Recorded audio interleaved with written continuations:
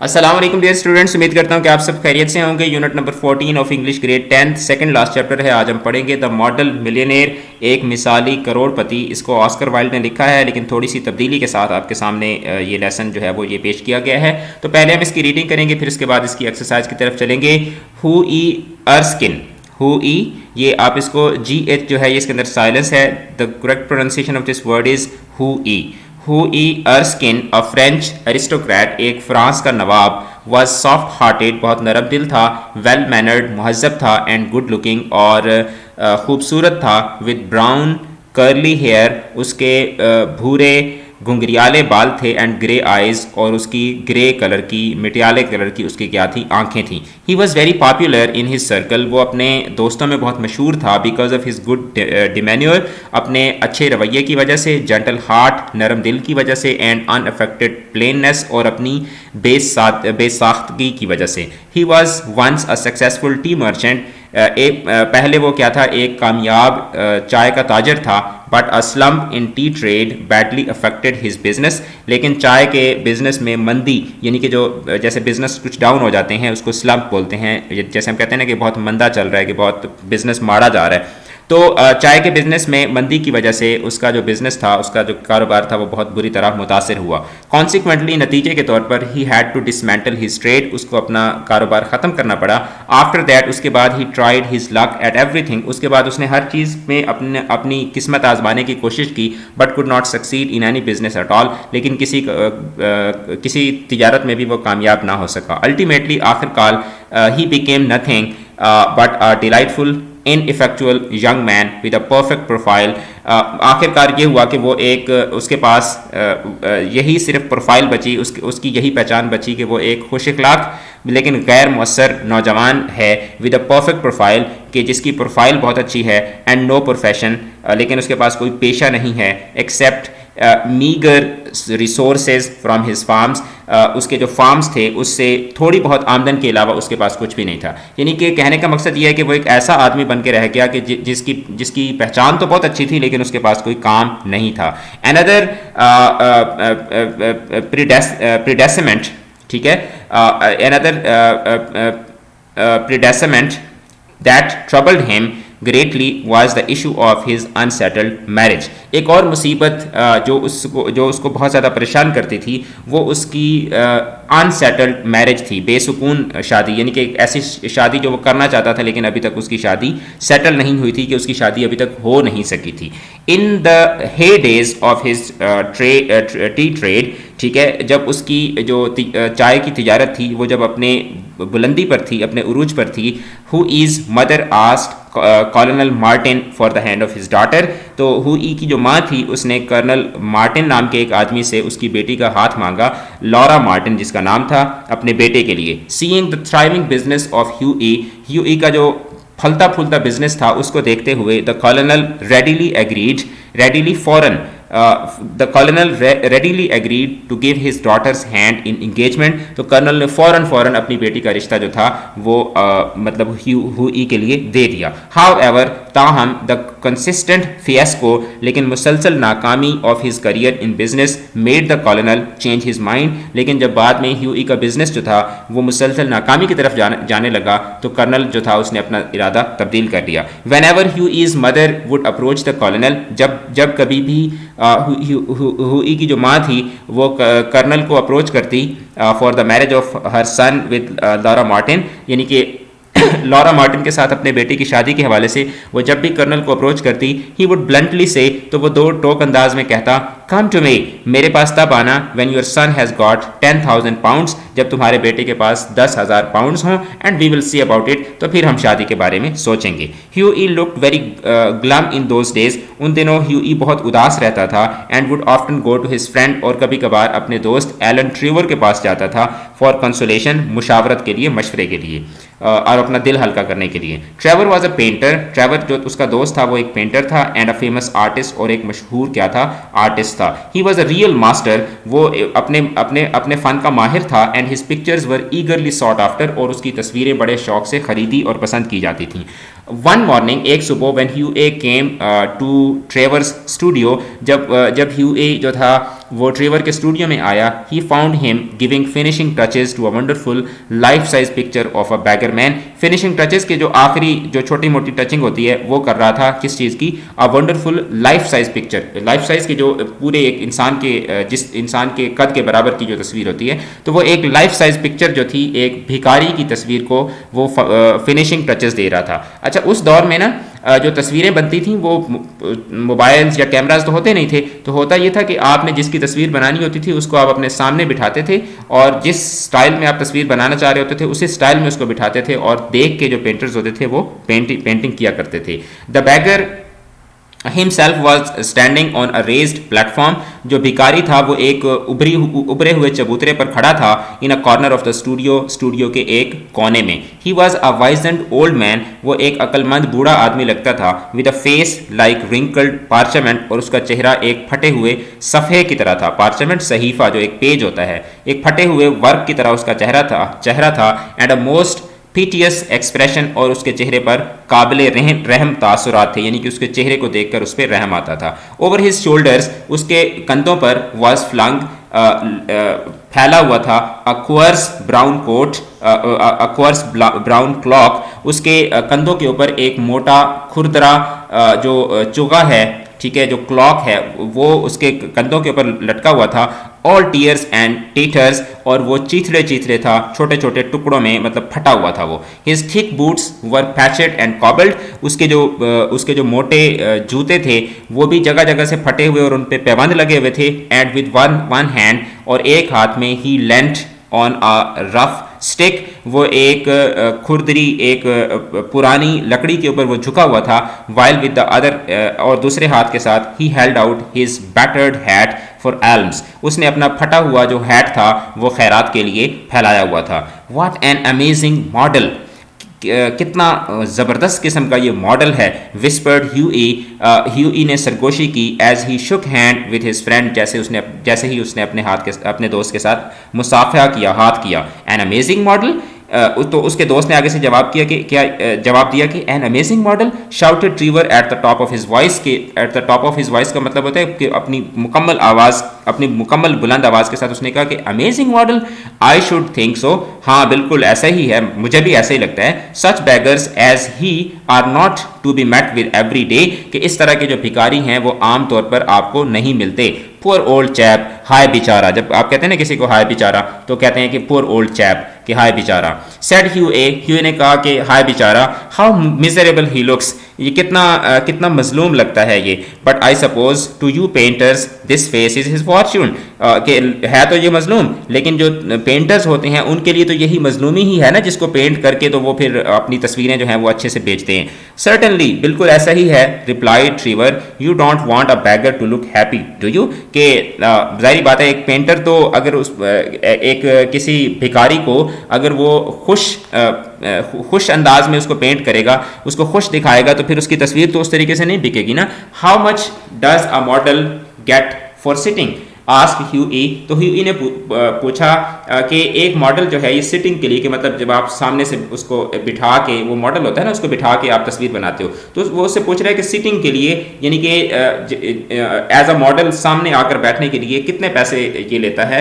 As he found himself on a comfortable seat on a divan, जैसे ही वो दीवान यानी कि सोफे के ऊपर ह्यू ए बैठा तो उसने अपने दोस्त से ये सवाल किया, अ शिलिंग एन आवर, तो उसने आगे से जवाब दिया कि मैं इनको 1 घंटे का 1 शिलिंग देता हूँ। And how much do you get for your picture Alan, तो उसने एलन ट्रीवर से पूछा कि तुम अपनी तस्वीर कितने में बेचते हो, तो उसने कहा कि oh for this I get 2000, तो उसने कहा कि इस तस्वीर के बदले मुझे 2000 शिलिंग मिलेंगे, 2000 मिलेंगे। तो उसने पूछा कि 2000 क्या, 2000 पाउंड्स मिलेंगे, शिलिंग्स मिलेंगे, या क्या मिलेंगे, या गिनीज मिलेंगे। तो गिनीज, डुकाट्स, पाउंड्स, ये यूरोप की मुख्तलिफ करेंसियां हैं, ठीक है। तो उसने आगे से जवाब दिया कि guineas. Well I think the model should have a percentage, cried Hughie laughing, तो जो ह्यू ई था उसने मुस्कुराते हुए, उसने हंसते हुए कहा कि फिर इतना ज़्यादा तुम कमा रहे हो तो उसमें फिर जो मॉडल है उसकी भी कोई परसेंटेज होनी चाहिए। They work quite as hard as you do, तो उसने कहा कि ये भी तो सारा दिन मतलब बैठते हैं, तो इनको देख के तुम तस्वीर बनाते हो ना, तो ये भी तो मेहनत करते हैं जिस तरह तुम करते हो। It's all very well Hughie for you to talk. तो उसने कहा कि हाँ, कहने को तो कुछ भी कहा जा सकता है, but I assure you that there are moments when art almost attains to the dignity of manual labour. तो उसने कहा कि हाँ, तुम्हारी बात भी दुरुस्त है, लेकिन कुछ ज़माने ऐसे कुछ ऐसा भी वक्त आता है कि जिसमें जो हम आर्टिस्ट होते हैं, हमारा काम भी मजदूरी जैसा ही बन जाता है। मतलब वो कहना ये चाह रहा है कि हर पेंटिंग हमारी इतनी शाहकार नहीं होती। कुछ पेंटिंग्स ऐसी होती हैं कि जिससे हम सिर्फ उतना ही कमा पाते हैं जितना एक मजदूर कमा पाता है। After some time the servant came in, कुछ वक्त के बाद मुलाजिम अंदर आया, and told Trevor that the frame maker wanted to speak to him, और उसको बताया कि जो फ्रेम मेकर है वो आपसे बात करना चाहता है। Don't run away Hughie, he said as he went out. तो जैसे ही ट्रेवर बाहर गया तो उसने कहा कि तुम जाना मत, I will be back in a moment, मैं थोड़ी देर में वापस आता हूँ। The old beggar man took advantage of Trevor's absence to rest for a moment on a wooden bench that was behind him. जैसे ही ट्रेवर बाहर गया तो जो बूढ़ा भिखारी आदमी था उसने मौके से फ़ायदा उठाते हुए थोड़ी देर के लिए वो रेस्ट करने के लिए अपने पीछे पड़े हुए लकड़ी के एक फट्टे के ऊपर बैठ गया। ही लुक्ड सो फॉरलॉन, वो बहुत उदास दिखाई दे रहा था, एंड रैचेड, रैचेड तबाह हाल और फॉरलॉन उदास। He looked so forlorn and wretched that Hughie could not help pitying him. वो इतना उदास और तबाह हाल दिखाई दे रहा था कि ह्यूई को उसके ऊपर तरस आ गया, and felt in his pockets, और उसने अपनी जेब में हाथ मारा, to see what money he had, ये देखने के लिए कि उसके पास उसकी जेब में क्या है। All he could find was a sovereign. Sovereign जो एक मतलब उस दौर में ना सॉवरन्स जो ख़ास किस्म के जो सिक्के होते थे, जो किसी बादशाह ने किसी को तोहफे में दे दिए, किसी बड़े नवाब ने दे दिए, तो वो जो ख़ास किस्म के सिक्के होते थे उनको सॉवरन्स कहा जाता था। All he could find was a sovereign and some coppers, और उसकी जेब में एक सॉवरन था और चंद सिक्के थे। पुअर ओल्ड फेलो, तो उसने कहा कि हाय बेचारा। ही थॉट टू हिमसेल्फ, उसने खुद में ये चीज़ सोची, he wanted more than I do, कि मुझसे ज़्यादा तो इन सिक्कों की इस गरीब को ज़रूरत है।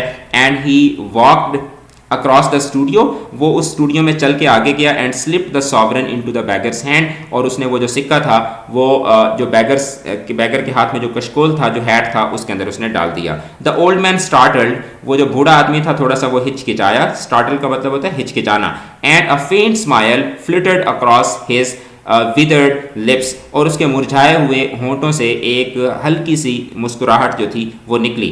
Thank you sir, he said. Thank you, उसने कहा जी आपका बहुत शुक्रिया, आपका बहुत शुक्रिया।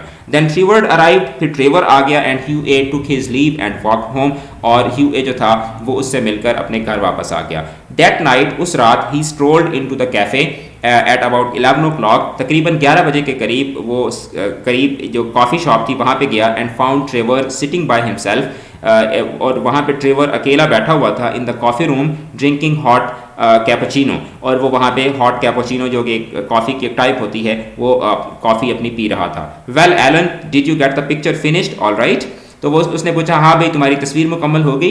ही said as he ordered his cup of black coffee, जैसे ही उसने अपनी ह्यूई ने जैसे ही अपनी कॉफ़ी मंगवाई तो उसने उससे पूछा हाँ भाई आपकी तस्वीर मुकम्मल हो गई।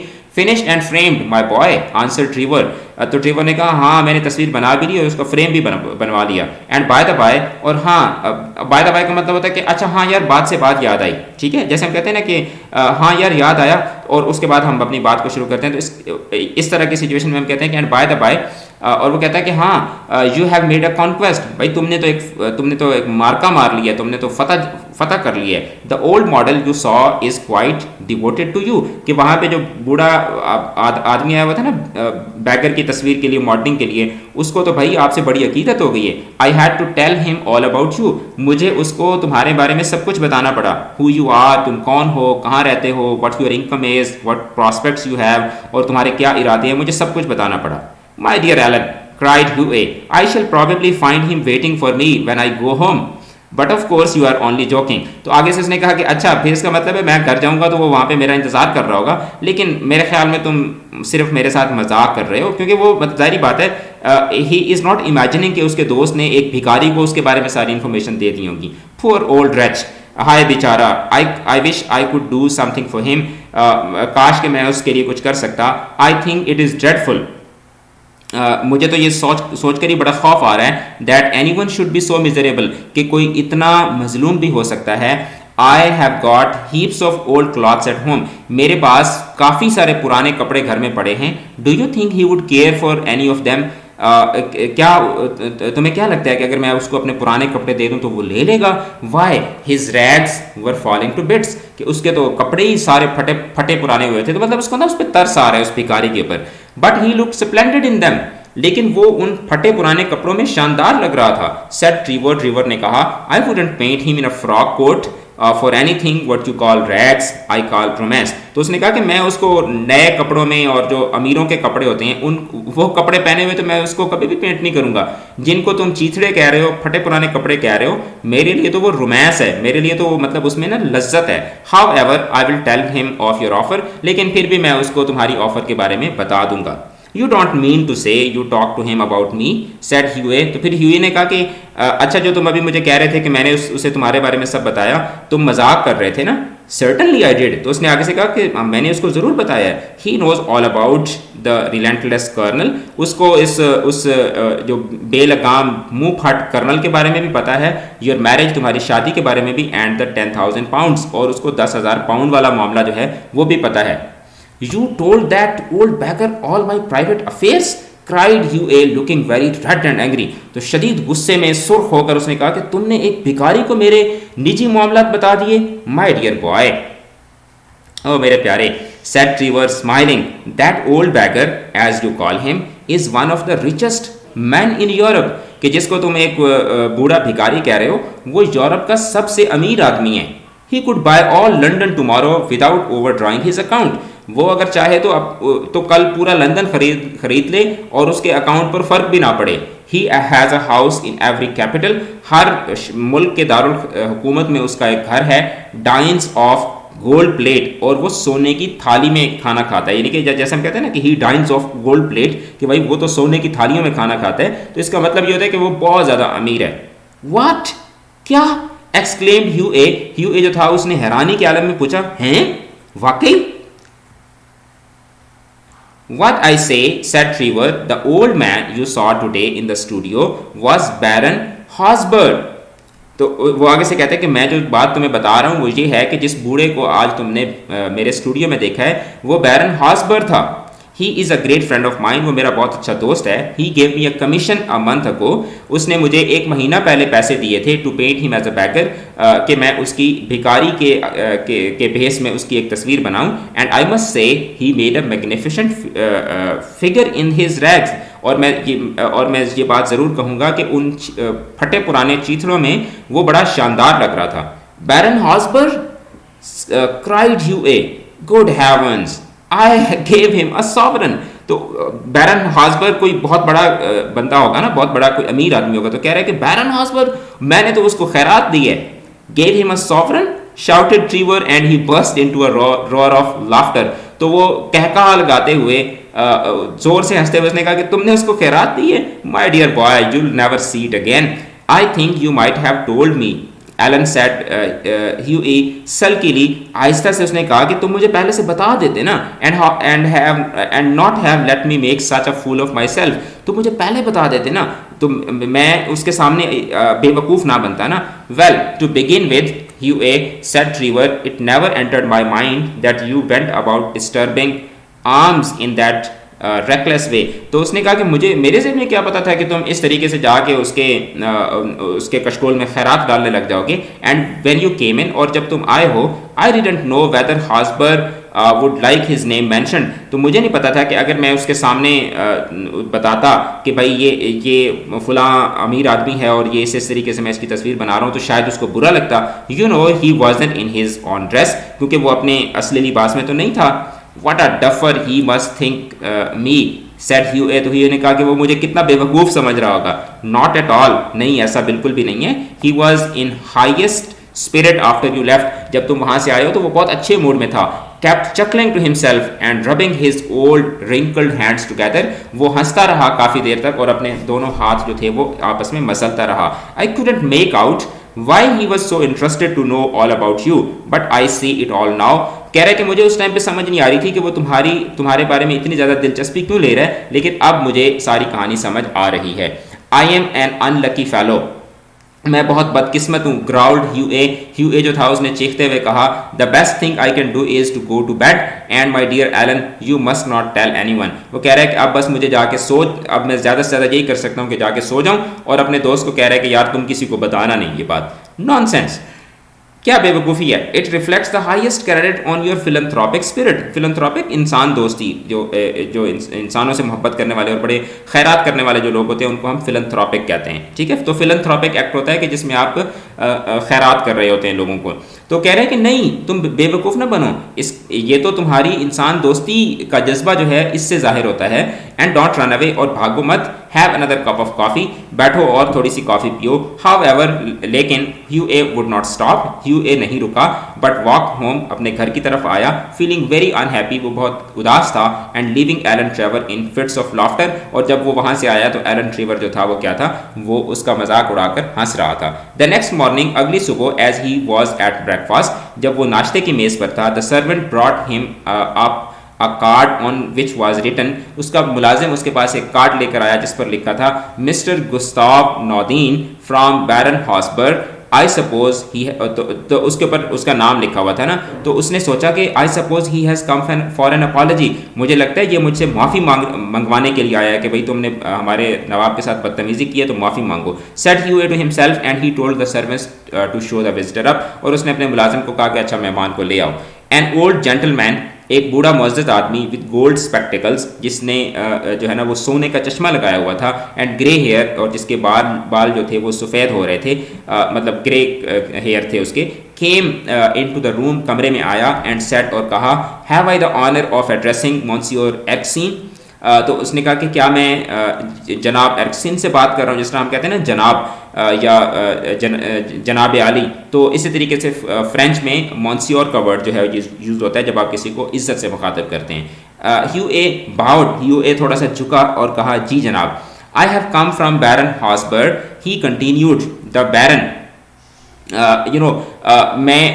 मैं बैरन हॉस्बर्ग की तरफ से आया हूँ, उसने अपनी बात को जारी रखा, लेकिन इससे पहले कि उसकी बात मुकम्मल होती, ह्यूए जो था उसने बात को काट कर कहा, आई बेग सर, मैं माफ़ी मांगता हूँ, that you will offer him my sincerest apologies, और आप मेरा माफ़ीनामा उन तक पहुँचा दें। स्टैमर्ड, ह्यूए ने लड़खड़ाते हुए ये कहा। स्टैमर का मतलब होता है जब आपकी आवाज़ लड़खड़ा रही होती है। The baron said the old gentleman with a smile, तो उस बूढ़े आदमी ने मुस्कुराते हुए कहा कि the baron has commission me to bring you this letter, कि बैरन ने मुझे हुक्म दिया है कि मैं आप तक ये ख़त पहुंचा दूं। एंड ही एक्सटेंडेड, और उसने आगे की तरफ बढ़ाया, अ सील्ड एनवलप, एक लिफाफा जिसके ऊपर मोहर लगी हुई थी, एक लिफाफा जो बंद था।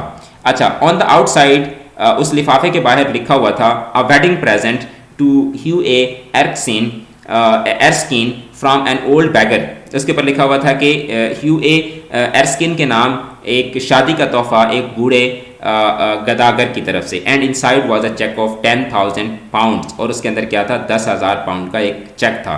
When he married Alan Trevor was the best man, जिस तरह हमारे यहाँ सड़बाला नहीं होता या जो सबाला होता है, मुझे नहीं पता कि आप लोग सबाला कहते हैं या सड़बाला कहते हैं या क्या कहते हैं, तो वहाँ पे जो है ना वो यूरोप के अंदर जो सरबाला होता है उसको बेस्ट मैन कहते हैं। जब उसकी शादी हुई ह्यूए की, तो एलन ट्रेवर उसका बेस्ट मैन था। And baron made a speech on the wedding breakfast, और बैरन जो था वो भी उसकी शादी में आया और उसने उसकी शादी पे के खाने पे उसने जो है वो तकरीर की। मिलियनेयर मॉडल्स रिमार्क्ड एलन, तो एलन जो था उसने अपनी तकरीर में कहा कि मिलियनेयर मॉडल्स के जो है ना वो अमीरों की मिसालें are rare enough, but by Jove model millionaires are rare still, के मतलब इसका अगर उर्दू में तर्जमा करूं तो वो ये कहना चाह रहा था कि अमीरों की मिसालें तो बहुत हैं लेकिन मिसाली अमीर जो हैं वो बहुत कम हैं। कि मतलब वो कहना ये चाह रहा था कि अमीर जो हैं उनकी मिसालें तो हम बहुत ज़्यादा देते हैं कि भाई फलाना अमीर है, फलां अमीर है, फलां की ये बात, फलां की वो बात, लेकिन उनमें से ऐसे मिलियनेयर्स बहुत कम हैं, ऐसे करोड़पति, ऐसे अमीर लोग बहुत कम हैं कि जिनको हम आइडियल कह सकें, जिनको हम जो बहुत नेक हों, जो बहुत अच्छे हों। तो आज हमने इसकी रीडिंग की, इसलिए इसका जो टाइटल है वो भी क्या है, मॉडल मिलियनेयर है, कि एक ऐसा करोड़पति जो दूसरे करोड़पतियों के लिए क्या हो, एक मिसाल हो। तो आज हमने इसकी रीडिंग की है। नेक्स्ट लेसन के अंदर हम इसके क्वेश्चन आंसर और इसकी ग्रामर करेंगे। इंग्लिश कीज के साथ जुड़े रहें, चैनल को जरूर सब्सक्राइब कर लें। अगर आपने पिछले लेसन नहीं देखे तो डिस्क्रिप्शन में मैं लिंक दे रहा हूँ, वहां से आपको पूरी बुक के सोल्यूशन मिलेंगे। अपना बहुत ज़्यादा ख्याल रखिएगा, चैनल को जरूर सब्सक्राइब कीजिएगा। खुदा हाफिज।